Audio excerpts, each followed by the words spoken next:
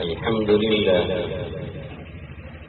لله نحمده ونستعينه ونستغفره ونؤمن به ونتوكل عليه ونعوذ بالله من شرور أنفسنا ومن سيئات أعمالنا من يهده الله فلا مضل له ومن يضلل فلا هادي له ونشهد أن لا إله إلا الله وحده لا شريك له ونشهد أن سيدنا وقدوتنا وحبيبنا ومولانا محمدا عبده ورسوله صلى الله تعالى عليه وعلى آله وأصحابه وأولاده وأزواجه وأنصاره وأتباعه وأشياعه ومحبيه وأمته وعلينا معهم أجمعين وسلم تسليما كثيرا أما بعد فقد قال الله تبارك وتعالى في القرآن المجيد والفرقان الحميد أعوذ بالله من الشيطان الرجيم بسم الله الرحمن الرحيم فبما رحمة من الله لنت لهم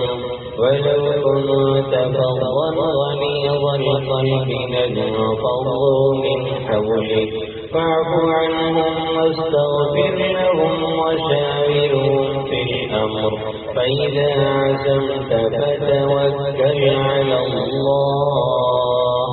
إن الله يحب المتوكلين وقال تعالى في موضع آخر لقد جاءكم رسول من أنفسكم عزيز عليه ما عنتم حريص عليكم بالمؤمنين رؤوف رحيم فإن تولوا فقل حسبي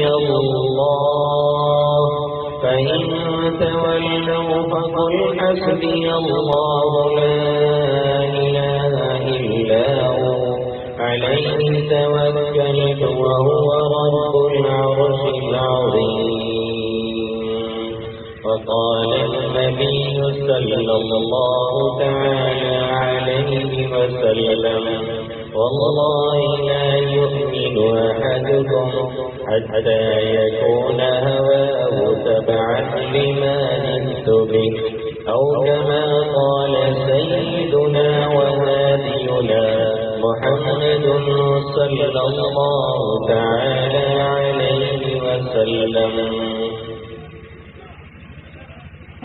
मेरे محترم बुजुर्गों और दोस्तों, मेरे भाइयों और नौजवान साथियों, और अगर कुछ माओ और बहनों तक मेरी आवाज़ पहुंच रही है तो मेरी मुक़द्दस पाकीज़ा माएँ और बहनें, ये जलसा सीरतुल नबी सल्लल्लाहु अलैहि वसल्लम यानी उस ज़ात की तरफ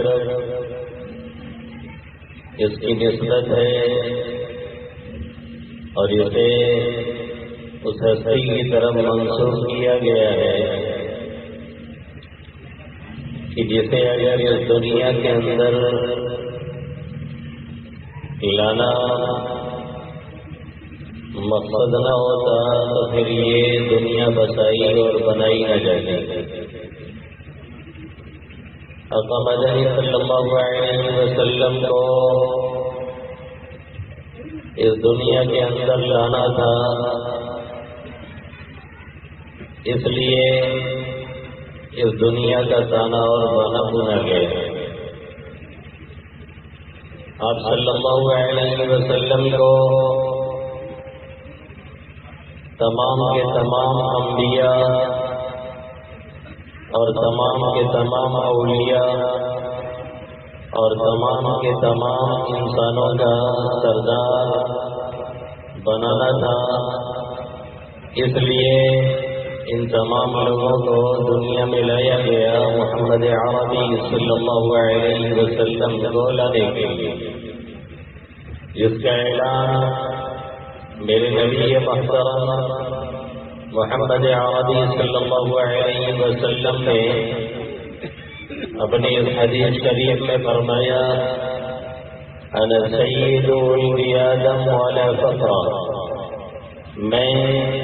تمام کے تمام انسانوں کا سردار ہوں اور یہ کوئی فخر کی بات نہیں۔ اور جن کے بارے میں نقطہ دان سخن شیخ سعدی علیہ الرحمہ فرماتے ہیں، تو اصل وجود آمدی از نفس دیگر ہر کے موجود شد فرع تس،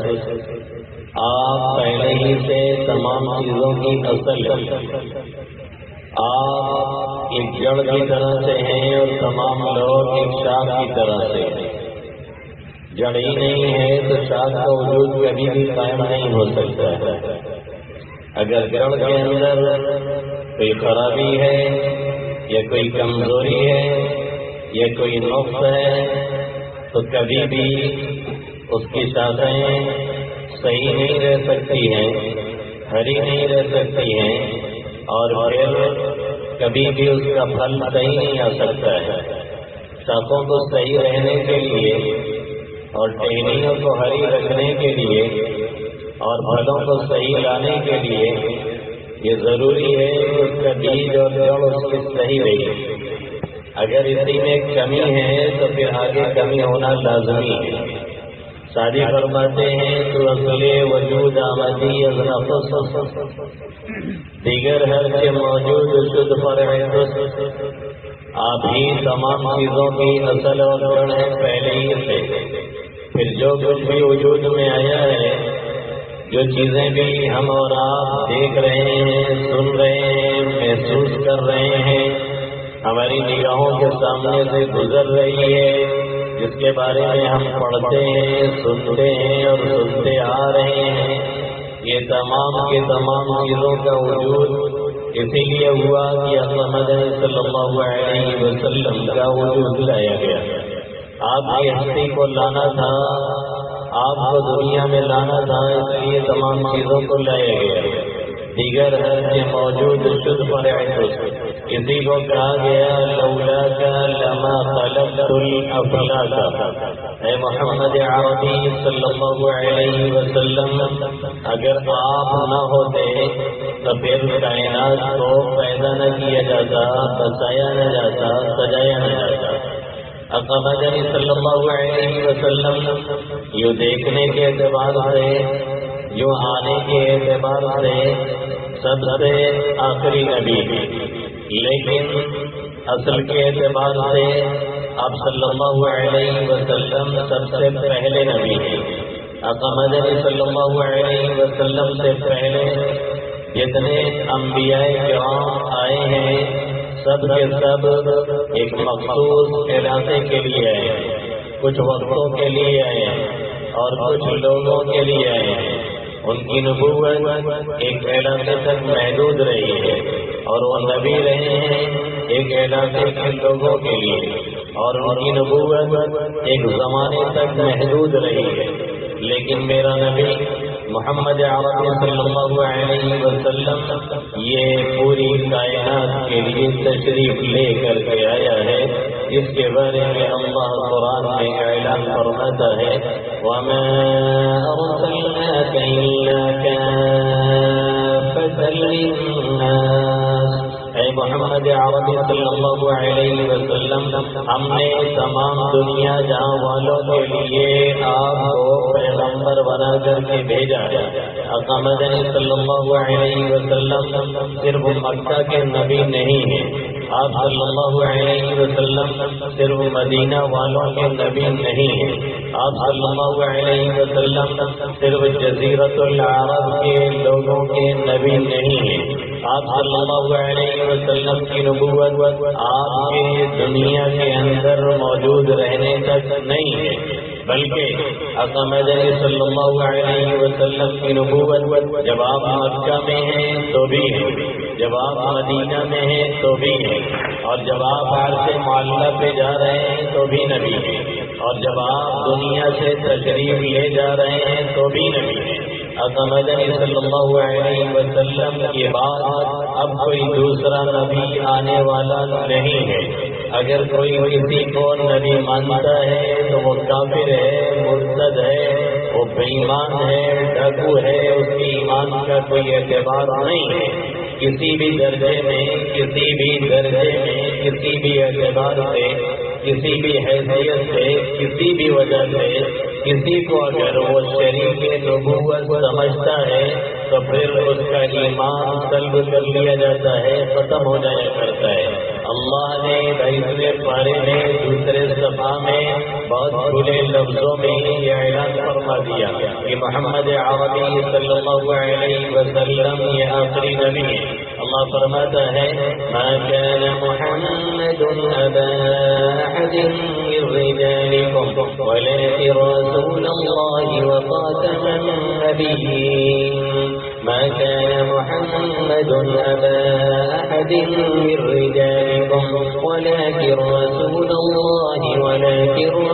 الله وخاتم النبيين۔ محمد عربی صلی اللہ علیہ وسلم تم مردوں میں سے کسی کے باپ نہیں ہیں، ہاں اللہ کے رسول ہیں اور سب نبیوں کے سلسلے کو ختم کرنے والے ہیں۔ آقا مدنی صلی اللہ علیہ وسلم آئے اور آ کر کے سلسلے نبوت کی آپ نے تکمیل فرما دی۔ آقا فرماتے ہیں کہ میری مثال اس شخص کی ہے اور نبوت کی مثال اس محل جیسی ہے جس کو بنانے والے نے ہر طرح سے مکمل بنا دیا ہے، اس میں سے ایک اینٹ ابھی نہیں لگی ہے، وہ جگہ خالی ہے، اور اس کے بعد پھر ایک اینٹ لگا کر کے اس قصر کو، اس محل کو پورا کر دیا جائے تو محل پوری طرح سے مکمل ہو گیا۔ اب اس میں کوئی رکھنا نہیں، اب اس میں کوئی خرابی نہیں، اب اس کے اندر کسی حذف اور اضافہ کی ضرورت نہیں۔ آقا فرماتے ہیں یہی حال میرا ہے اور مجھ سے پہلے تمام انبیاء کرام علی نبینا علیہم الصلاۃ والسلام کا ہے کہ تمام کے تمام انبیاء قصر نبوت کی تعمیر ہوتی رہی، بیت نبوت کی تعمیر ہوتی رہی، نبوت کا گھر بنتا رہا، نبی پہ نبی آتے رہے، کم و بیش سوالات انبیاء کرام اس دنیا میں تشریف لائے، لیکن وہ ایک خلا جو ابھی تھا وہ باقی تھا، جس کو پر کرنے کے لیے محمد عربی صلی اللہ علیہ وسلم کو لایا گیا اور اس کے ذریعہ سے قصر نبوت کی تکمیل کی گئی اور آپ کے ذریعہ سے اس قصر نبوت کو مکمل کر دیا گیا۔ اب کسی طرح کی کوئی کمی نہیں ہے، کوئی رسنا نہیں ہے جس کو بھرا جائے، جس کو پورا کیا جائے۔ اس لیے یہ عقیدہ رکھنا کہ محمد عربی صلی اللہ علیہ وسلم پورے عالم کے نبی ہیں اور آخری نبی ہیں، یہ ہمارے اور آپ کے عقائد میں سے ہے، اس میں کہیں کوئی خرابی نہیں آنی چاہیے۔ آقا مدنی صلی اللہ علیہ وسلم کی نبوت کو بیان کرتے ہوئے اور آپ صلی اللہ علیہ وسلم کے پورے عالم کے لیے ہادی اور رہنما ہونے کو بیان کرتے ہوئے اسٹیپ بائی اسٹیپ، درجہ بائی درجہ اللہ رب العزت نے کیسے فرمایا وَأَنذِرْ عَشِيرَتَكَ الْأَقْرَبِينَ وَاخْفِضْ جَنَاحَكَ لِمَنِ اتَّبَعَكَ مِنَ الْمُؤْمِنِينَ۔ پہلے حکم دیا جا رہا ہے اپنے قریب کے رشتے داروں کو ڈرائیے، پہلے اپنے گھر کا خیال کیجیے، پہلے اپنے گھر کا لحاظ کیجیے، پہلے اپنے بیوی بچوں کو دیکھیے، پہلے ان کی طرف توجہ کیجیے، پہلے ان کی اصلاح کی کوشش کیجیے، پہلے ان کا خیال اور لحاظ کیجیے اور اس کے بعد پھر آہستہ آہستہ آگے بڑھیے۔ اب گھر سے نکل کر کے محلے میں آنا ہے، گھر سے نکل کر کے اپنے ماحول میں آنا ہے، گھر سے نکل کر کے اپنے ارد گرد آنا ہے محمد عربی صلی اللہ علیہ وسلم کو. پھر اس کے آگے اب حکم ملتا ہے لِتُنذِرَ أُمَّ الْقُرَىٰ وَمَنْ حَوْلَهَا لِتُنذِرَ أُمَّ الْقُرَىٰ وَمَنْ حَوْلَهَا، تاکہ آپ تمام آبادیوں کی ماں یعنی مکے والوں کو اور ان کے ارد گرد کے لوگوں کو ڈرائیں، تاکہ ان کو سمجھائیں، تاکہ ان کو آگاہ کریں، تاکہ ان کو جنت کی خوشخبری سنائیں، تاکہ ان کو جہنم سے ڈرائیں، ان کو عذاب الہی سے ڈرائیں، رحمت الہی کی انہیں امید دلائیں. لِتُنذِرَ أُمَّ الْقُرَىٰ وَمَنْ حَوْلَهَا، پھر اس عالمی نبی کے عالمی نبوت کا اعلان اللہ اس طرح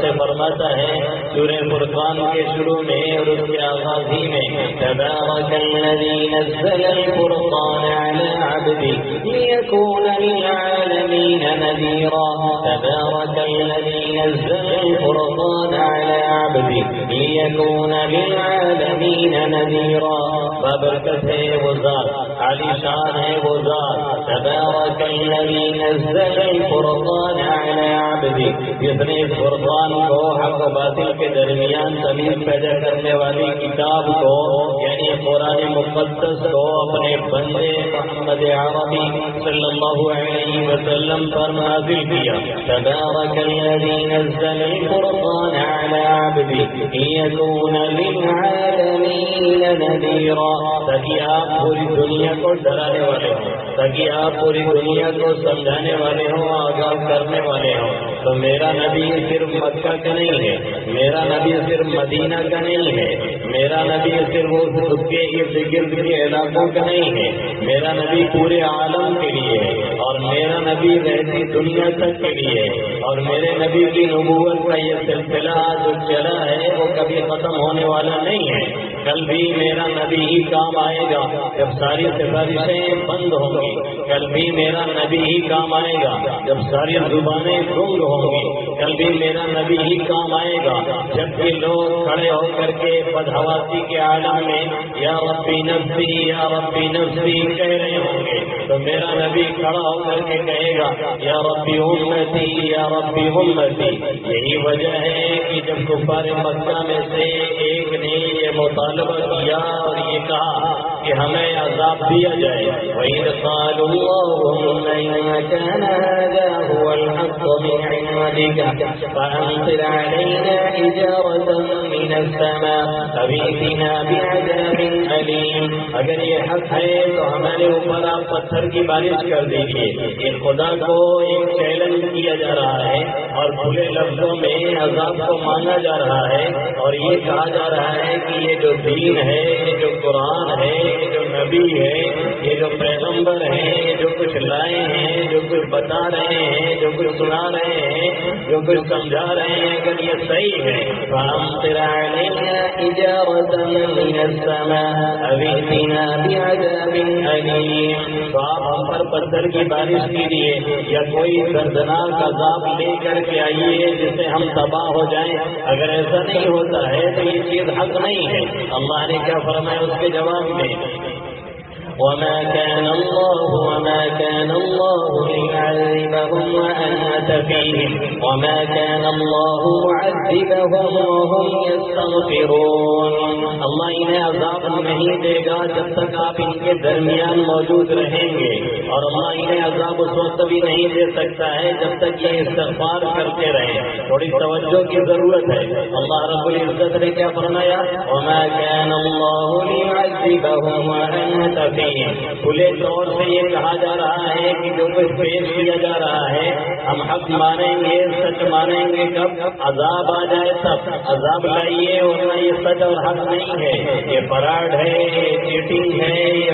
جھوٹ ہے، یہ دجل اور فریب ہے، اس کے علاوہ کچھ ہے نہیں ہے. کھلے لفظوں میں اللہ کو اور اللہ کے حبیب صلی اللہ علیہ وسلم کو للکارا جا رہا ہے. اس کے جواب میں اللہ کیا فرماتا ہے؟ وَمَا كَانَ اللَّهُ لِيُعَذِّبَهُمْ وَأَنْتَ فِيهِمْ. اللہ انہیں عذاب نہیں دے سکتا ہے اے محمد عربی صلی اللہ علیہ وسلم جب تک آپ ان کے درمیان موجود ہیں. تو سوال یہ ہے کہ آقا مکہ میں تھے، یہ مطالبہ ہو رہا ہے. آقا کریم صلی اللہ علیہ وسلم جب مکہ سے مدینہ چلے آئے تو پھر تو عذاب آنا چاہیے تھا، کیونکہ آقا ان کے درمیان نہیں ہے. یا آپ صلی اللہ علیہ وسلم جب وہاں سے نکل کر کے عرش معلیٰ پہ گئے سب اسراء میں جب آپ کو سیر کرائی گئی تو پھر عذاب آنا چاہیے. آپ صلی اللہ علیہ وسلم ان کے درمیان نہیں ہے. لیکن چونکہ میرا نبی عالمی نبی ہے، کیونکہ میرا نبی آخری نبی ہے، کیونکہ میرا نبی آیا ہے آنے ہی کے لیے.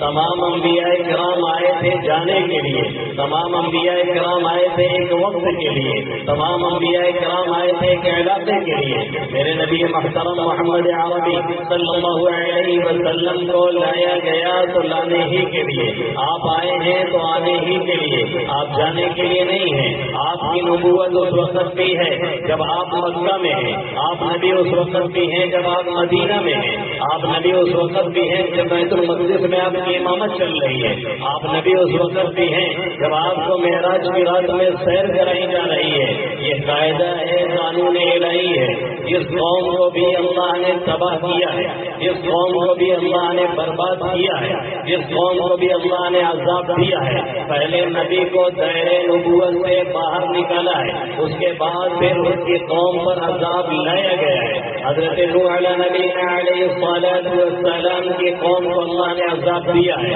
پہلے حضرت نوح کو وہاں سے نکالا گیا ہے، پھر اس کے بعد حضرت نوح کی قوم کو عذاب دیا گیا ہے. اسی طریقے سے حضرت موسیٰ علیہ نبی علیہ السلام کو دیکھیے، آپ کو اور آپ کے متبعین کو پار نکال دیا گیا ہے، دریا سے پار کر دیا گیا ہے. پھر اس کے بعد دریا میں فرعونیوں کو، ان سرکشوں کو جو پیچھا کرتے جا رہے تھے، دریا میں غرق کر کے اللہ نے تباہ اور برباد کر دیا ہے. اسی طریقے سے حضرت لوط کو دیکھیے، سدوم سے جب آپ کو باہر نکالا گیا ہے تب جا کر کے حضرت لوط کی بستی پہ عذاب آیا ہے اور ان کو توبہ بالا کیا گیا ہے. اسی طریقے سے میرے نبی محترم محمد عربی صلی اللہ علیہ وسلم کی بھی قوم کو عذاب آنا چاہیے تھا، ملنا چاہیے تھا، جبکہ انہوں نے خود سے مطالبہ کیا تھا. لیکن چونکہ میرا نبی مکہ میں ہے تو بھی نبی ہے، میرا نبی مدینہ میں ہے تو بھی نبی ہے، میرا نبی بیت المقدس گیا ہے تو بھی نبی ہے، میرا نبی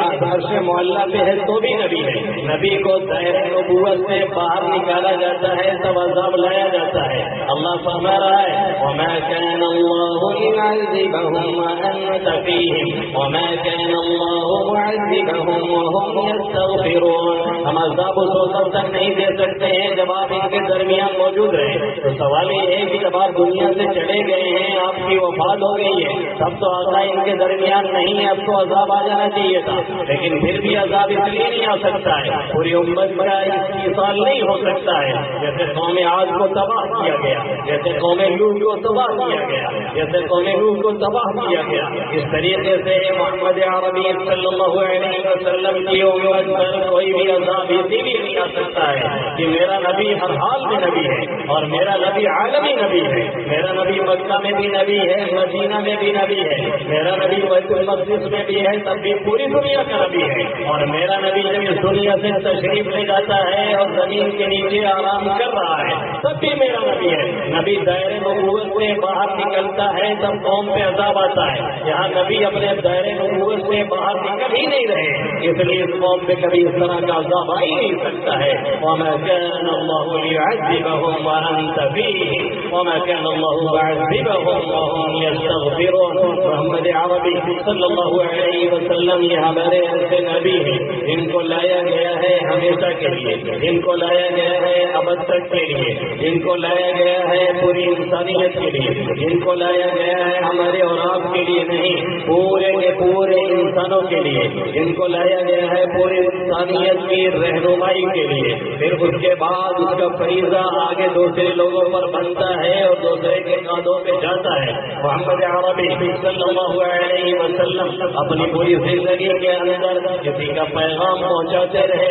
اور اسی کو بتلاتے رہے اور اسی کو سمجھاتے رہے، وہ بھی کیسے؟ نبوت کے لیے، کار نبوت کے لیے مزاج نبوت کو سمجھنا اور دیکھنا ضروری ہوا کرتا ہے۔ اگر کوئی کسی شخص کا کام کرنا چاہتا ہے تو اس کے کام کا انداز کیا ہے، اس کا مزاج کیا ہے، اس کی ترتیب کیا ہے، اس کی سوچ کیا ہے، اس کی فکر کیا ہے، اس کا طرز تکلم کیا ہے، طرز خطابت کیا ہے، ساری چیزیں دیکھنی پڑتی ہیں، پھر تب جا کر کے کام ہوتا ہے۔ محمد عربی صلی اللہ علیہ وسلم تشریف لائے ہیں، آپ مکہ میں ہیں، آپ مدینہ میں ہیں، آپ وہاں سے دوسری جگہوں تک آپ کی تبلیغ پہنچ رہی ہے، دعوت پہنچ رہی ہے۔ آپ مدنی صلی اللہ علیہ وسلم جس مقصد کو لے کر کے آئے ہیں اس مقصد میں پورے کامیاب دکھ رہے ہیں۔ 13 سال کی مکی زندگی ہے اور 10 سال کی مدنی زندگی ہے، 23 سال کی مختصر سی مدت آپ صلی اللہ علیہ وسلم کو ملتی ہے، اور یہ 2.5 سال میں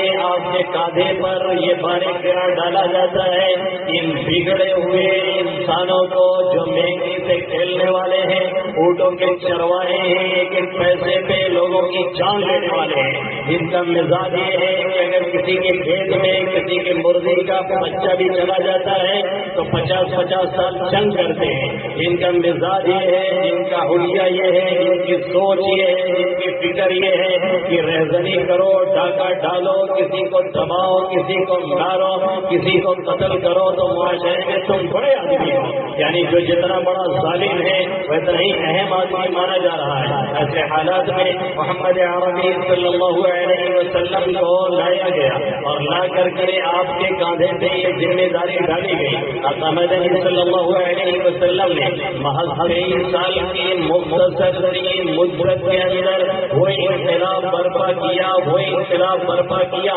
کہ دنیا کی نگاہیں آج بھی خیرہ ہیں، دنیا کی نگاہیں آج بھی چکا چوتھ ہیں، اور دیکھنے سے سمجھ میں نہیں آ رہا ہے کہ 23 سال میں کایا پلٹ کیسے ہوئی۔ اس کی مین وجہ اور سب سے بڑی وجہ یہ تھی کہ محمد عربی صلی اللہ علیہ وسلم نے جو کچھ کہا اور جو کچھ پیغام دیا سب سے پہلے اس پر خود عمل کر کے آقا مدنی صلی اللہ علیہ وسلم نے لوگوں کو دکھایا اور بتلایا۔ یہ سب سے اہم وجہ ہے جس کی وجہ سے آپ صلی اللہ علیہ وسلم اپنے مشن میں 100% کامیاب رہے۔ یہ میری گواہی نہیں ہے، یہ آپ کی گواہی نہیں ہے، یہ آقا کو ماننے والے کی گواہی نہیں ہے، یہ ہماری اور آپ کی گواہی نہیں ہے، یہ آقا کے عاشقوں کی گواہی نہیں ہے، یہ آقا کے چاہنے والوں کی گواہی نہیں ہے۔ کسی زمانے کے اندر لکھنؤ کے اندر ربیع الاول کے موقع پر جلسہ اور پروگرام ہوتا تھا اور آج بھی ہوتا ہے، وہ آپ کی ولادت کے تعلق سے پروگرام چلتا ہے۔ اس زمانے میں قاری سید صاحب رحمۃ اللہ علیہ کو اس پروگرام میں اٹینڈ کیا گیا تھا، بلایا گیا تھا، آپ تشریف لے گئے تو لکھنؤ کے اس وقت کے گورنر پی ایم منشی ان کو بھی مدعو کیا گیا تھا اور ان کو صدر اس مجلس کا بنایا گیا تھا جو سیرت کے نام سے منعقد کی گئی تھی۔ قاری سید صاحب رحمۃ اللہ علیہ لکھتے ہیں کہ اس وقت میں انہوں نے اپنے پیے سے خط اپنا بھیجا تھا نائب سے پڑھنے کے لیے، خود نہیں آ سکے تھے، انہوں نے لکھا تھا کہ مجھے کام اتنا ہے کہ کان کھجانے کے لیے فرصت نہیں ہے، مجھے کام اتنا ہے کہ کان کھجانے کا بھی موقع نہیں ہے، اس لیے میں بہت ادب سے معذرت چاہتا ہوں، لیکن ایک خط لکھ کر کے میں بھیجتا ہوں، یہ میرا خط مجمع کے سامنے پڑھا جائے، یہ سمجھیے کہ میری باتیں ہیں اور میری حاضری ہے۔ حضرت نے لکھا وہ 30, 40 اور 50 ہزار کے مجمع کے پی ایم منشی جو اس وقت کے یو پی کے جو سب سے بڑا صوبہ ہے، سب سے بڑا اسٹیٹ ہے، اس کے گورنر کا خط پڑھا گیا جو آقا کو چاہنے والے نہیں، آقا کو ماننے والے نہیں، آقا کے کلمہ پڑھنے والے نہیں ہیں۔ انہوں نے اس خط کے اندر کیا لکھا تھا کہ محمد عربی صلی اللہ علیہ وسلم واحد ایک ایسے انسان ہیں جن کی پوری زندگی کے اندر اندر کہیں بھی انگلی رکھنے کی گنجائش نہیں. انہوں نے لکھا اعتراض کرنے والے اگر بیجا اعتراض کر رہے ہیں تو وہ کر سکتے ہیں، لیکن اگر کوئی انصاف کی نگاہ سے دیکھے گا تو کبھی بھی نبی محترم محمد عربی صلی اللہ علیہ وسلم پہ اعتراض کی انگلی کہیں نہیں اٹھا سکتا ہے. انہوں نے لکھا کہ اگر اعتراض کرنا ہے تو لوگ اللہ پر بھی کرتے ہیں، اپنے خالق بھی کرتے ہیں، اپنے مالک پہ بھی کرتے ہیں، وہ ایک الگ بات ہے. لیکن انصاف پسند جب بھی انصاف کے ساتھ میرے نبی محترم محمد عربی صلی اللہ علیہ وسلم کی سیرت کا صورت کا مطالعہ کرے گا تو یہ کہنے پر وہ مجبور ہوگا، یہ لکھنے پر وہ مجبور ہوگا کہ آپ صلی اللہ علیہ وسلم کی پوری زندگی کے اندر کوئی بات ایسی نہیں ہے جس پر اعتراض کی انگلی اٹھائی جائے اور جس پر قلم رکھ کر کے کہا جائے کہ یہ غلط ہوا ہے. آپ کی ذاتی زندگی کو دیکھیے تو بھی اعلیٰ ہے، آپ کی عائلی زندگی کو دیکھیے تو بھی اکمل ہے، آپ کی گھریلو زندگی کو دیکھیے تو بھی بہتر ہے، آپ کے باہر کی زندگی کو دیکھیے تو بھی اچھی ہے، آپ کی جنگوں کی زندگی کو دیکھیے تو آپ صلی اللہ علیہ وسلم نے جو جنگیں کی ہیں، آپ کے جو صحابہ کرام نے کی ہیں، اس میں کل ملا کر کے 200-400 لوگ بھی نہیں شہید ہو رہے، نہیں ختم ہو رہے ہیں. دونوں طرف کے لوگوں کا حال یہ ہے. اور آج کے جو امن پسند ہیں، امن کے علم بردار ہیں، ہیومن رائٹس کا قوالی گانے والے ہیں اور اس کے بارے میں باتیں کرنے والے ہیں، ایک ایک جنگوں میں نہیں، ایک ایک بم کے ذریعہ سے ہزاروں لوگوں کی زندگیاں تباہ کرتے ہیں. آقا مدنی صلی اللہ علیہ وسلم کی پوری لائف کے اندر، پوری زندگی کے اندر پی ایم منشی نے لکھا کہ کسی بھی اعتبار سے دیکھا جائے کوئی نقص اور کوئی کمی نہیں آتی ہے. یہی وجہ تھی کہ اب صلی اللہ علیہ وسلم نے 13 سال کے مکی دور کے اندر اور اس زمانے میں جب آپ کو شعب ابی طالب نے محسوس کیا گیا، کھانے کے لیے لوگوں کے پاس کوئی چیز نہیں رہ گئی، بچے بھوک سے بھی ملاتے تھے، گھاس کھائی جا رہی تھی، بچے کھا کھا کر کے گزارے جا رہے تھے. بعض صحابہ کرام نے پیشاب میں تر وہ چمڑے بھی اٹھا کر کے دھو کر کے بھون کر کے کھائے جن کی زبانیں شاید کبھی اس طرح کی چیزوں کو چکھنے کو سوچے بھی نہیں ہوں گے. یہ حالت ہو گئی، یہ کنڈیشن ہو گئی. لیکن آپ کا وہ اخلاق تھا، آپ کا وہ کردار تھا اور آپ کی وہ حسن معاشرت تھی اور لوگوں کے دلوں کو موہ لینے والا انداز تھا آقا مدنی صلی اللہ علیہ وسلم کا، جس کی وجہ سے جب پورے مکہ کے لوگوں نے آپ کا بائیکاٹ کیا تھا، تقاضا چل رہا تھا پوری طرح سے آقا مدنی صلی اللہ علیہ وسلم اور آپ کے چاہنے والے، آپ کے ماننے والوں کا بائیکاٹ کر کے ابو طالب شعب ابو طالب میں محسوس کر دیا گیا تھا. کوئی سپورٹر نہیں، کوئی ووٹر نہیں، بظاہر کوئی رسد نہیں، کچھ پہنچنے والا نہیں، پھر بھی کچھ ایسے لوگ تھے جو آپ کو ماننے والوں میں سے نہیں تھے، آپ کا کلمہ پڑھنے والوں میں سے نہیں تھے، آپ کی نبوت کا اقرار کرنے والوں میں سے نہیں تھے، پھر بھی وہ خاموشی کے ساتھ وہاں پہ کچھ نہ کچھ غذائیں پہنچانے کی کوشش کرتے تھے، اندر اندر مدد کرنے کی کوشش کرتے تھے. وہ کیا وجہ تھی؟ وہ وجہ یہی تھی کہ ساری مخالفتوں کے باوجود یہ کہا جاتا تھا کہ الصادق الامین محمد عربی صلی اللہ علیہ وسلم سچے بھی ہیں، امانت دار بھی ہیں. جب کوئی میٹر کھڑا ہوتا تو لوگ کہتے ہیں ربنا علیک کذبا، ہم نے آپ کے اوپر کبھی جھوٹ آزمایا ہی نہیں. آقا مدنی صلی اللہ علیہ وسلم نے یہی پیغام ہمیں دیا، یہی پیغام آپ کو دیا، یہی پیغام ہمارے ساجد کو دیا، یہی پیغام ہمارے معلم کو دیا، یہی پیغام ہمارے مربیوں کو دیا، یہی پیغام ہماری ماؤں کو دیا، یہی پیغام ہماری بہنوں کو دیا، یہی پیغام ہمارے بڑوں کو دیا، یہی پیغام ہمارے بوڑھوں کو دیا. آقا سے پوچھا جاتا ہے کیا مومن بزدل ہو سکتا ہے؟ آقا فرماتے ہیں ہاں ہو سکتا ہے. مومن در ہو سکتا ہے، اس کے اندر بزدلی آ سکتی ہے، بالکل آ سکتی ہے. ایسا ہو سکتا ہے؟ ہاں ہو سکتا ہے. پھر آپ سے سوال کیا جاتا ہے کیا مومن جھوٹ بول سکتا ہے؟ آقا فرماتے ہیں مومن کبھی جھوٹا نہیں ہو سکتا ہے. لیکن ہماری اور آپ کی حالت یہ ہے کہ آج ہمارا مسلم تاجر یہ کہتا ہے کہ جھوٹ بولے بغیر کام ہی نہیں کرتا ہے. ایک غیر جو کرتا ہے وہی ہمارا مسلمان بھائی بھی کرتا ہے، تو ہم کس کو متاثر کریں گے؟ اپنے عمل سے، اپنے کردار سے، اپنے کیریکٹر سے، اپنے اخلاق سے، اپنے اپنی رفتار سے اپنے گفتار سے آخر کسے متاثر کریں گے؟ یہی وہ رفتار تھی، یہی وہ گفتار تھی، یہی وہ کردار تھا میرے نبی محترم محمد عربی صلی اللہ علیہ وسلم کا، جس نے لوگوں کو جھکنے پر اور ماننے پر مجبور کر دیا تھا۔ یہی وہ آپ صلی اللہ علیہ وسلم کے اعلیٰ اخلاق تھے، جس نے لوگوں کو آپ کے قدموں میں لا کر کے جھکا دیا تھا۔ اخلاق تو اتنا بلند ہے، اتنا بلند ہے اور اتنا عالی ہے، اتنا عالی ہے کہ ہم اور آپ تو وہاں تک سوچ بھی نہیں سکتے ہیں، پہنچنا تو بڑی دور کی بات ہے۔ ایک ہوتا ہے خلق کریم، ایک ہوتا ہے خلق حسن، ایک ہوتا ہے خلق عظیم۔ خلق حسن یہ ہے کہ جو جتنا کرے آپ بھی اس کے ساتھ نہیں کیجیے۔ کسی نے ایک تھپڑ مارا ہے تو آپ نے بھی اتنا ہی کر دیا ہے، کسی نے ایک موقع مارا ہے تو ہم نے بھی پلٹ کر کے اتنا ہی مار دیا ہے۔ اور خلق کریم یہ ہے کہ کوئی کچھ مار رہا ہے، بول رہا ہے، گالی دے رہا ہے، خاموشی سے سن لیا جائے، کچھ نہ کہا جائے۔ اور خلق عظیم یہ ہے کہ اگر کوئی آپ کے ساتھ برائی کرتا ہے تو آپ اس کے ساتھ اچھائی کریں، کوئی آپ کو مارتا ہے تو آپ اسے دعائیں دیں، کوئی آپ کو گالیاں دیتا ہے تو آپ اسے دعاؤں سے نوازیں۔ یہ میرے نبی کی شان ہے، جن کے بارے میں اللہ خود قرآن مقدس میں فرماتا ہے وَإِنَّكَ لَعَلَىٰ خُلُقٍ عَظِيمٍ۔ اے محمد عربی صلی اللہ علیہ وسلم، آپ بلند اخلاق پر فائز ہیں، آپ خلق عظیم پر فائز ہیں، آپ کا اخلاق بہت بلند ہے، بہت بلند ہے، اتنا بلند ہے، اتنا بلند ہے کہ لوگ آتے اور جانچتے اور دیکھتے اور اس کے بعد پھر کلمہ پڑھ کر کے اسلام میں داخل ہو جاتے ہیں۔ ایک زبردست یہودی ہے، یہودی عالم ہے، آقا مدنی صلی اللہ علیہ وسلم کے بارے میں وہ خود کہتے ہیں کہ میں نے آپ صلی اللہ علیہ وسلم کی نبوت کی جتنی علامات تھی سب دیکھ کر کے جانچ لیا، پہچان لیا تھا۔ دو علامتیں مجھے کھل نہیں رہی تھی، صاف مل نہیں رہی تھی، یہ علامتیں بھی آپ میں پائی جاتی ہیں کہ نہیں پائی جاتی۔ ایک تو یہ تھا کہ آپ کی بردباری آپ کے غصے پر بڑی ہوئی ہوگی، آپ غصے پہ کنٹرول رکھیں گے۔ دوسری بات یہ تھی کہ آپ پر غصے کی زیادتی آپ کی بردباری ہی میں اضافہ کریں گے۔ سامنے والا اگر غصہ دکھائے گا، سامنے والا اگر بدخلقی کرے گا، سامنے والا اگر بد اخلاقی کرے گا تو بھی آپ صلی اللہ علیہ وسلم اس کے ساتھ اچھا ہی معاملہ کریں گے۔ کہتے ہیں میں نے یہ جانچنے کے لیے آپ سے کھجوروں میں بے سلم کی۔ بے سلم آپ سمجھتے ہیں جس کو کہیے ایڈوانس بکنگ، پہلے پیسہ پے کر دیا جائے، دے دیا جائے اور سامان 10 دن 20 دن 1 مہینے کے بعد لیا جائے، یہ طریقہ ہوتا ہے تجارت کا۔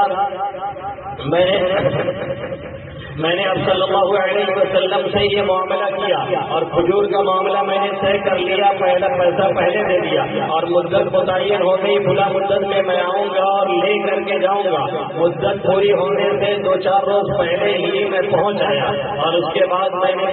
نے کہنا شروع کیا کہ میرا حق دیجیے، آپ میرا حق لے کر کے بیٹھے ہیں، آپ میرا حق مار کر کے بیٹھے ہیں۔ اور میں نے یہاں تک کہہ دیا کہ بنو عبد المطلب جتنے ہیں آپ کے خاندان کے لوگ، آپ ہی کا مزاج نہیں، پورے خاندان کا یہی حال ہے، سب لوگ ٹال مٹول کرنے والے ہو، کوئی بھی شخص اپنے وقت میں کسی کا حق ادا نہیں کرتا ہے۔ میں برے برے الفاظ آپ کے لیے استعمال کرتا رہا، آقا مدنی صلی اللہ علیہ وسلم خاموش بیٹھے سنتے رہے اور اس طرح کی میں بختیاں کستا رہا اور جملے کستا رہا اور بولتا رہا۔ حضرت عمر فاروق رضی اللہ تعالیٰ عنہ بغل میں بیٹھے تھے، ان سے برداشت نہیں ہوا اور کہنے لگے اسمع ما تقول، کیا میرے کان وہ باتیں سن رہے ہیں جو تو کہہ رہا ہے؟ یعنی جو باتیں چل رہی ہیں کیا یہ حقیقت میں کہی جا رہی جبکہ میں موجود ہوں؟ کہنے لگے لولا ما احاذر قربہ لضربت بسیفی راسک،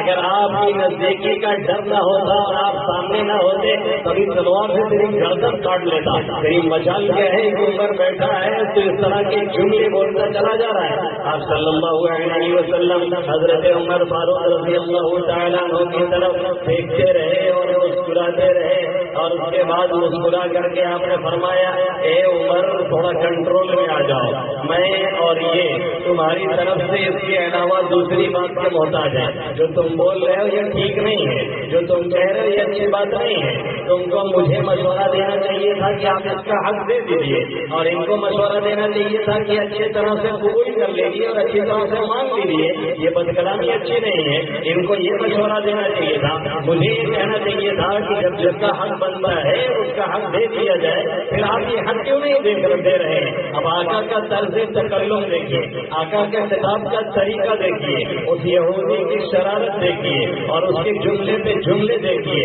وہ آپ کو آزمانے کے لیے طرح طرح کے جملے بول رہا ہے۔ آپ صلی اللہ علیہ وسلم حضرت عمر فاروق کے گرم ہونے پر بھی مسکرا کر کے اطمینان اور سکون کے ساتھ ان کو دیکھ رہے ہیں، اور اس کے بعد یہ کہتے ہیں کہ ہم اور یہ تمہاری طرف سے دوسری بات کے محتاج تھے، اس سے کہنا چاہیے تھا کہ اچھی طرح سے تقاضا کریں، ہم کو کہنا چاہیے تھا کہ اچھی طرح سے آپ ادا کیجیے، اور آپ نے جو اس کو چھوڑا ہے اچھا نہیں کیا ہے، لے جائیے اس کو، اس کا حق دیجیے، اور اس کو 20 سال 60-70 کلو کھجوریں زیادہ دے دیجیے جو ڈانٹ دیا ہے تم نے، یہ اچھا نہیں کیا ہے، اس کو حق دیا جائے اور زیادہ دیا جائے۔ جیسے یہ جملہ آپ کی زبان مبارک سے نکلتا ہے، وہ یہودی بولتا ہے رضیت باللہ ربا وبالاسلام دینا وبمحمد نبیا، میں نے اللہ کو اپنا رب، دین اسلام کو اپنا مذہب اور محمد عربی صلی اللہ علیہ وسلم کو اپنا پیغمبر مان لیا۔ یہ تھا میرے نبی کا وہ اخلاق جس نے دلوں کو موہ لیا تھا،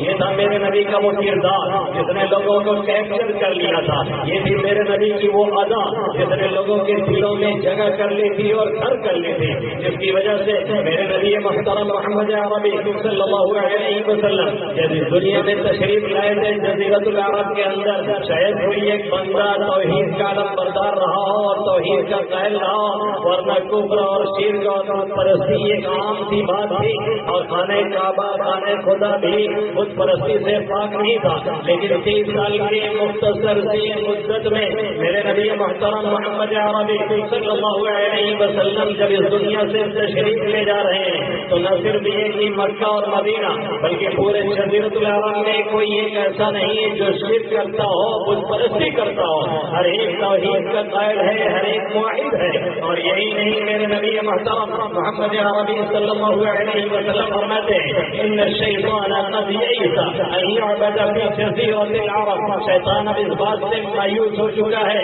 کہ جزیرۃ العرب میں دوبارہ اس کی عبادت کی جائے، دوبارہ اس سے پوجا جائے، دوبارہ اس کا لحاظ کیا جائے، اب یہ نہیں ہو سکتا ہے۔ اب یہ اسی وقت ہوگا جب قیامت آنے کو ہوگی اور قریب معاملہ ہوگا، جیسا کہ اب کچھ ہو رہا ہے اور لوگ اس طرح سے دوسروں سے مل کر کے بتوں کے مراکز قائم کر رہے ہیں، چاہے وہ عمان ہو، چاہے مسقط ہو، چاہے دبئی ہو، چاہے کوئی اور علاقہ ہو۔ یہ میرے نبی کی پیشین گوئی ہے جو آج کے زمانے میں اب پوری ہو رہی ہے۔ میرے نبی محترم محمد عربی صلی اللہ علیہ وسلم نے جو کہا تھا وہ اس زمانے میں اب ہونے کو ہے اور ہو رہا ہے۔ یہ زمانہ بن رہا ہے، یہ دیکھنا ہمیں ہے اور آپ کو ہے کہ ہم اور آپ اپنے نبی محترم محمد عربی صلی اللہ علیہ وسلم کی صورت کو اور سیرت کو، آپ کے طریقے کو، آپ کی شریعت کو، آپ کے اخلاق کو، آپ کے کلچر کو، آپ کی ثقافت کو اور آپ کی تہذیب کو کتنا فالو کرتے ہیں۔ سوال ہم سے بنتا ہے اور آپ سے بنتا ہے۔ یقیناً اس بات میں ہم لوگ کھدے ہوئے مجرم ہیں اور ایک نمبر کے ہم لوگ جرم کیے ہوئے ہیں۔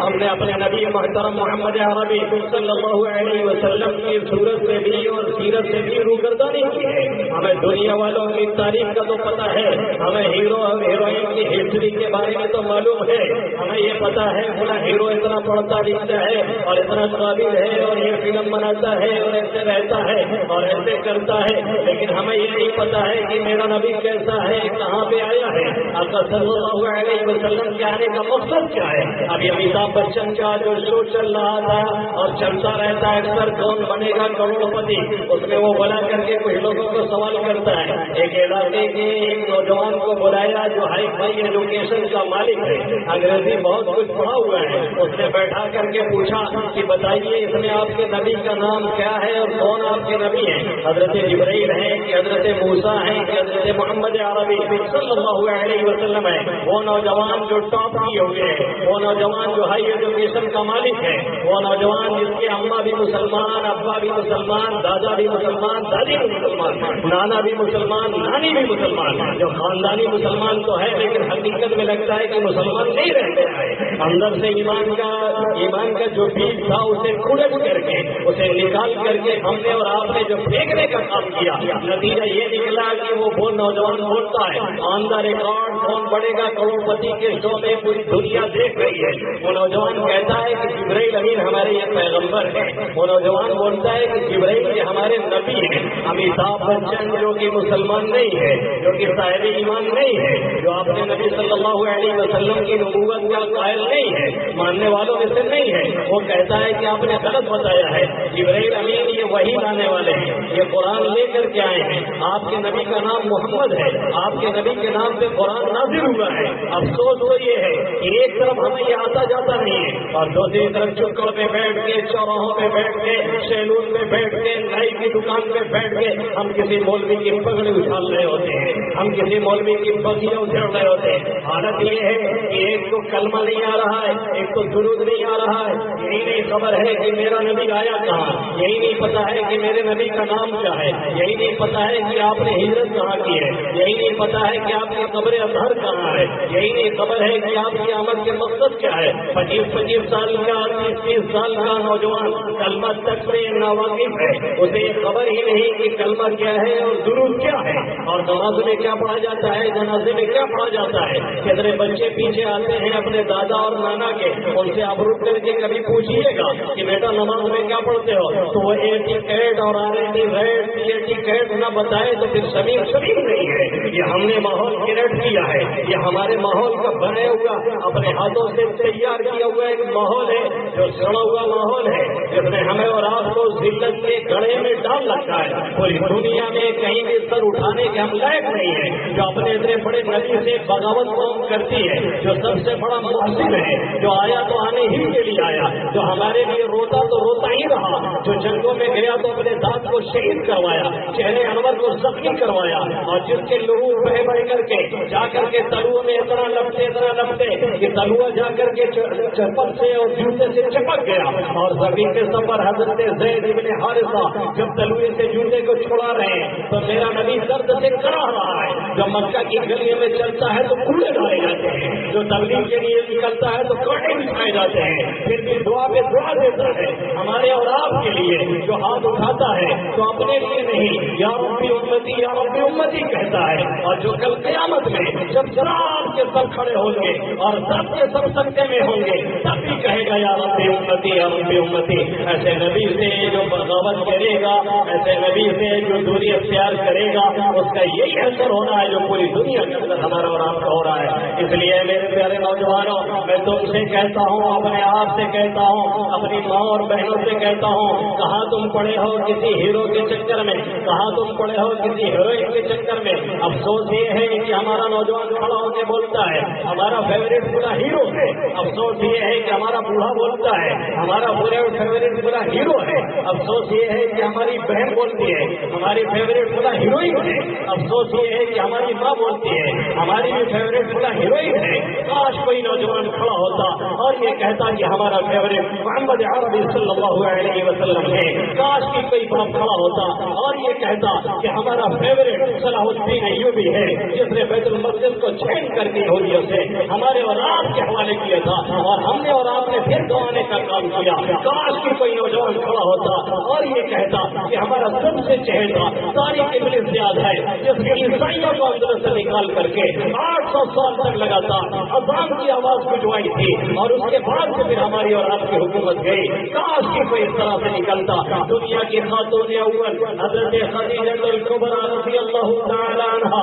جنہوں نے سب سے پہلے آقا مدنی صلی اللہ علیہ وسلم کی نبوت پر ایمان لا کر کے آپ کی تصدیق فرمائی اور اپنی جان اور مال سب کچھ قربان کیا. اور آپ جب نبوت کے بعد سے گرا ہو کر کے لوٹتے ہیں اور کہتے ہیں سب ملوں نے مجھے چادر اڑاؤ, مجھے جوڑی لگ رہی ہے, کہیں یہ باری گرا, کہیں یہ بوجھ میں اٹھا نہ سکوں, تو دلاسا دلاتی ہیں, فرماتی ہیں اللہ ابدا, اللہ آپ کو رسوا نہیں کرے گا, اللہ آپ کو ضائع نہیں کرے گا. آپ صلہ رحمی کرتے ہیں, آپ لوگوں کا بوجھ اٹھاتے ہیں, آپ نادار کی کمائی کا ذریعہ بنتے ہیں, آپ انسانیت کی بنیاد پہ کام کرتے ہیں. آج افسوس یہ ہے جو نبی انسانیت کی بنیاد پہ آگے بڑھ رہا تھا, آج اسی کے نام لیواؤں نے انسانیت کا جنازہ نکال کر کے رکھ دیا ہے. انہیں یہ خبر نہیں نبی کون ہے, انہیں یہ خبر نہیں نبی کا مشن کون ہے, انہیں یہ خبر نہیں نبی کی شکل کیسی ہے. ہمیں اور آپ کو اپنے نبی محترم محمد عربی صلی اللہ علیہ وسلم کی شکلوں سے نفرت ہو چکی ہے. کیا جواب دیں گے محمد عربی صلی اللہ علیہ وسلم کو قبروں میں پہنچنے کے بعد اگر یہ سوال کیا گیا کہ میری داڑھی سے نفرت کیوں تھی؟ کل قیامت میں حوض کوثر پہ کس چہرے سے جائیں گے؟ میرے نبی محترم محمد عربی صلی اللہ علیہ وسلم سے حوض کوثر پہ پیالہ لینے اور پینے کے لیے. اس لیے میرے نوجوانوں اپنا طرز بدلو، اپنی سوچ بدلو، اپنی فکر بدلو، اپنی ذہنیت بدلو. جو راستہ تم طے کر رہے ہو یقین جانو وہ تباہی اور بربادی کی طرف لے کر کے جا رہا ہے. جو راستہ میرے نبی کا ہے وہ 100% کامیابی کا ہے. کاش کی تم پلٹ کر کے 1450 سال پیچھے چلتے اور دیکھتے کہ میرا نبی آیا کس لیے تھا، اور دیکھتے کہ میرے نبی کی سیرت کیا ہے، اور دیکھتے کہ میرے نبی کی ہسٹری کیا ہے، اور دیکھتے کہ میرے نبی نے کیا کیا ہے. آج بھی گوگل پہ جا کر کے آج آپ سرچ کرائیں گے اور یہ دیکھیں گے کہ the best human being in the world, پوری دنیا کے اندر سب سے بہتر انسان کون ہے. تو ٹاپ 10 میں سب سے پہلا جو نام آتا ہے وہ میرے نبی محترم محمد عربی صلی اللہ علیہ وسلم کا ہے، کسی اور کا نہیں ہے. سرچ کرا کے دیکھ لیجیے گا اور اگر غلط نکلے تو مجھے بتائیے گا. اس لیے لوٹیے میرے نوجوانوں. کسی بھی قوم کی ریڑھ کی ہڈی، کسی بھی قوم کو بڑھاوا دینے کا ذریعہ، کسی بھی قوم کو پروان چڑھانے کا ذریعہ اس قوم کے نوجوان ہوا کرتے ہیں. مشکل یہ ہے عیسائی کے نوجوان جاگ رہے ہیں، مشکل یہ ہے یہودیوں کے نوجوان جاگ رہے ہیں، مشکل یہ ہے پوری دنیا کے غیر قوموں کے نوجوان جاگ رہے ہیں. اگر سو رہا ہے تو ہمارا یہ نوجوان سو رہا ہے جس کی 12 بجے نہیں 2 بجے رات شروع ہوتی ہے اور 10 بجے صبح شروع ہوتی ہے. جاتا ہے بیڈ پہ تو بھی وہی موبائل ہے، وہی میسج ہے، وہی چیٹنگ ہے، وہی واٹس ایپ ہے، وہی فیس بک ہے، وہی گانے ہیں، وہی بلو فلمیں ہیں، گندی گندی فلمیں ہیں. اور اس موبائل نے اس نیٹ کی سہولت نے اور اس آسانی نے کتنے سفید پوشوں کو بھی سیاہ پوش کر کے رکھ دیا ہے. باہر سے بڑے چکنے دکھتے ہیں، اندر سے کالے ہو چکے ہیں، یہ بھی پیٹ میں پہنچتے ہیں تو پھر اسی فلم کی دنیا میں رہتے ہیں جن کے بارے میں میرے نبی نے فرمایا کبھی بھی ایسے لوگوں کو اللہ بندر اور سور اور زندگی بنا سکتا ہے جو اس حالت میں بات کرتے ہیں، بھلے وہ نماز پڑھتے ہوں، بھلے وہ روزہ رکھتے ہوں، بھلے وہ سب کو زکات دیتے ہوں. اللہ کے حبیب صلی اللہ علیہ وسلم نے فرمایا میری امت کے کچھ لوگوں کو قیامت کے قریب سور اور بندر بنا دیا جائے گا. صحابہ کرام نے فرمایا وہ کون لوگ ہوں گے؟ کیا آپ کا کلمہ پڑھنے والے ہوں گے؟ نبی صلی اللہ علیہ وسلم نے فرمایا ہاں میرا کلمہ پڑھنے والے نہیں، نام یصلون ویحجون ویصومون، حج بھی کریں گے، روزہ بھی رکھیں گے، زکات بھی دیں گے، کلمہ بھی پڑھیں گے، سب کچھ کر رہے ہوں گے. ولکن اتخذوا القینات والمعازم، لیکن گانے بجانے کی چیزوں کو سنبھال کر کے رکھیں گے، سوئیں گے تو بھی اسی میں،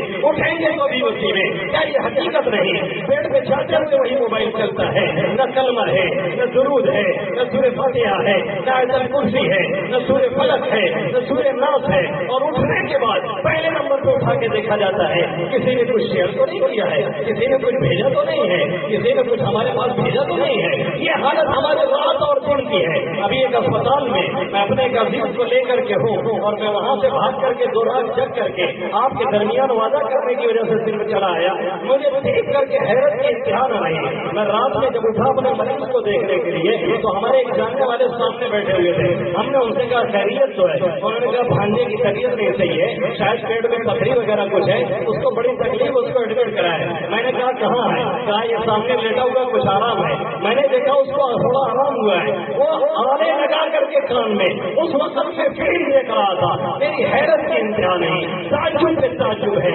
مرنے کے قریب ہے، پیٹ میں لیٹے ہوئے ہیں، پھر بھی کوئی آنکھ کھلتی نہیں ہے. غفلت اتنی بڑی ہے. ابھی چند سیکنڈوں میں چلے جائیں تو اللہ کیا جواب دیں گے؟ کوئی فکر نہیں. اس سے زیادہ حیرت اس وقت ہوئی جب میں فجر سے پہلے فجر پڑھنے کے لیے جا رہا تھا تو دیکھا اس لڑکے کا باپ بھی فلم چلا کر کے بیٹھا ہوا ہے. تعجب کا وقت ہے جس وقت میں ہمارا نوجوان کھڑا ہو کر کے، ہمارے اولیاء کرام کھڑے ہو کر کے، جس وقت میں میرا نبی اور اس کے صحابہ عبادت کر کے اللہ کے سامنے کہتے تھے ما عبدنا حق عبادتی، اے میرے مولا میں نے جیسی عبادت کرنی تھی آپ کی عبادت کا حق نہیں کیا، میرے مولا مجھے معاف کر دے، قبر میں پکڑیے نہیں، عذاب ضبط دیجیے گا، میں نے آپ جیسی عبادت نہیں کی. آج ہمارا حال یہ ہے، اس وقت میں ہم کسی کا فرینڈ کو چیٹنگ کر رہے ہوتے ہیں. آج ہمارا حال یہ ہے، اس تہجد کے وقتوں میں جب کبھی ہمارا نوجوان کھڑے ہو کر کے جنگوں کی سبزی کرتا تھا، اللہ سے لو لگاتا تھا، اس سے گر گرا کر کے مانگتا تھا.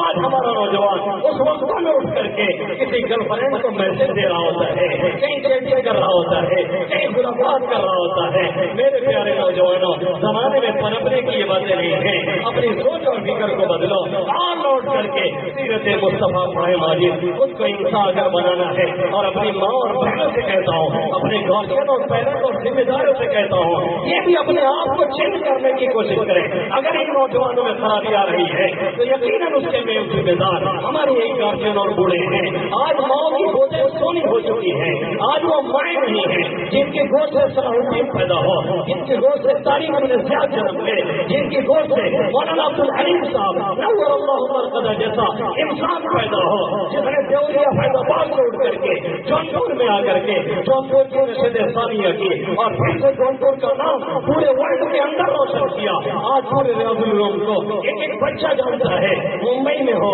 کلکتہ میں ہو، باہر ملکوں میں ہو، ایک شخص کی وجہ سے۔ اور یہ یاد رکھو، اعلیٰ انسان کبھی اعلیٰ گھرانے میں نہیں پیدا ہوتے ہیں، اعلیٰ کوالٹی کے لوگ کبھی اونچی جگہوں سے نکل کر نہیں آتے ہیں، ہمیشہ اسے چھوٹی جگہوں سے نکل کر کے پھر بڑے بنتے ہیں، پھر پوری دنیا میں چمکتے ہیں۔ اس لیے مائیں اور بہنیں اپنے آپ کو سنبھالیں، اگر وہ نہیں سنبھالتی ہیں تو پھر بڑا مسئلہ بن جائے گا۔ جو جسم موسیقی میں تھرکتا ہو، جو کان گانے کے آشنا ہو چکے ہوں، اور جن زبانوں پہ ہم دیا نغمے کے بجائے، اللہ کے حمد کے بجائے، نعت النبی صلی اللہ علیہ وسلم کے بجائے، قرآن کی تلاوت کے بجائے، آقا کی درود کے بجائے گانے کی فلمیں چلتی ہوں اور اس کی ریل چلتی ہو، اس سے معاشرے میں پھول نہیں اگیں گے، کانٹے ہی نکل کے آئیں گے جو آج نکل رہے ہیں۔ اس لیے اپنے گودوں کو سنبھالنے کی کوشش کریں۔ وقت بہت مختصر تھا، میں نے مختصر میں کچھ باتیں عرض کی، حیات باقی، ملاقات بھی باقی، بہت سی باتیں بھی باقی ہیں۔ ان چند باتوں پہ